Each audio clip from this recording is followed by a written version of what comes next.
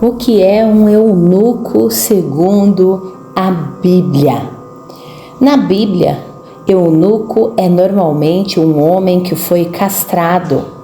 Eunuco também pode se referir às vezes a um homem com deformação genital ou a um homem que pratica celibato.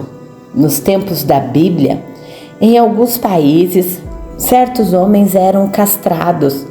Normalmente, esses homens eram escravos que trabalhavam para o rei.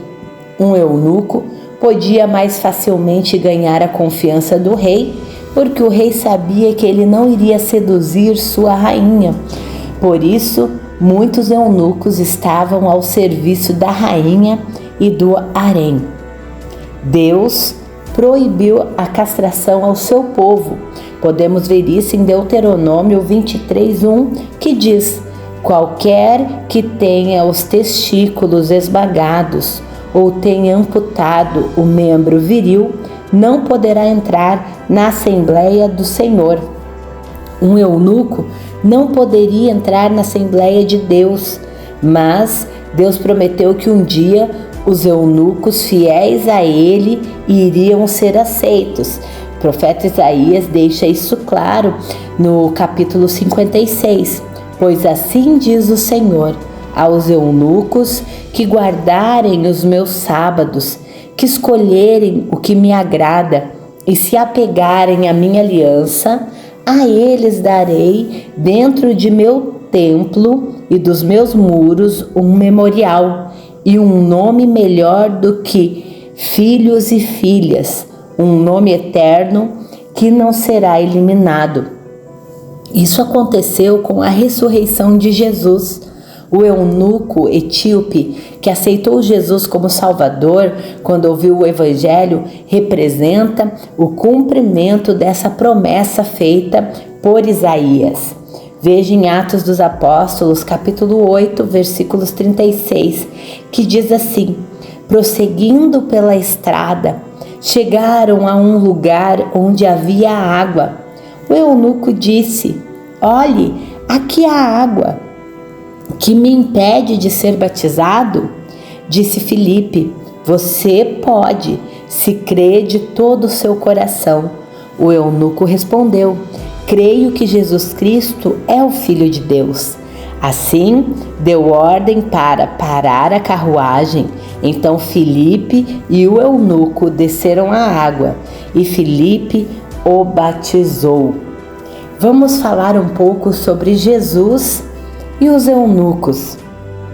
Jesus falou sobre eunucos no contexto do casamento. Ele disse que havia 3 tipos de eunuco: o eunuco de nascimento, feito pelos homens, e eunucos voluntários. O eunuco de nascimento eram os homens que nascem sem capacidade ou sem vontade de ter relações sexuais. Os eunucos feitos pelos homens eram aqueles homens castrados. E os eunucos voluntários eram os homens que decidiram não ter relações sexuais, optando pelo celibato para se dedicarem totalmente ao Evangelho. Jesus tinha dito que o casamento é uma coisa para a vida toda e que o divórcio é algo ruim. Se divorciar para casar com outra pessoa é o mesmo que adultério. Então os discípulos disseram que era melhor não se casar. Isso está escrito em Mateus 19, que diz assim: eu digo que todo aquele que se divorciar de sua mulher, exceto por imoralidade sexual, e se casar com outra mulher, estará cometendo adultério. Os discípulos disseram: se esta é a situação entre o homem e sua mulher, é melhor não se casar. Aí Jesus explicou que o casamento não é para todos. Algumas pessoas estão destinadas ao celibato.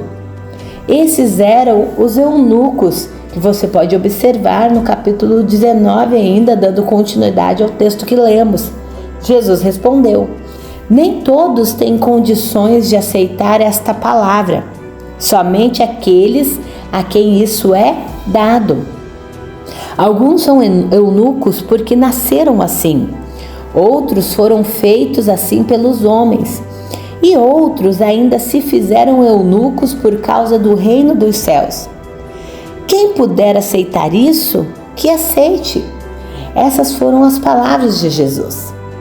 Agora, os eunucos de nascimento são homossexuais? Não, gente. Eunuco de nascimento não são homossexuais. Jesus estava falando sobre pessoas que não se casam nem têm relações sexuais, ou por incapacidade, ou por não terem essa inclinação. Jesus não estava falando sobre pessoas que mantêm relações homossexuais. Um homossexual que escolhe o celibato poderia ser considerado um eunuco voluntário. Ele estaria escolhendo a castidade como uma forma de não ceder à tentação. A Bíblia diz que praticar homossexualismo é pecado. Observe o que está escrito em Romanos, capítulo 1, do versículos 26 ao 27, que diz assim: por causa disso, Deus os entregou a paixões vergonhosas. Até suas mulheres trocaram suas relações sexuais naturais por outras, contrárias à natureza. Da mesma forma, os homens também abandonaram as relações naturais com as mulheres e se inflamaram de paixão uns pelos outros. Começaram a cometer atos indecentes, homens com homens, e receberam em si o castigo merecido pela sua perversão.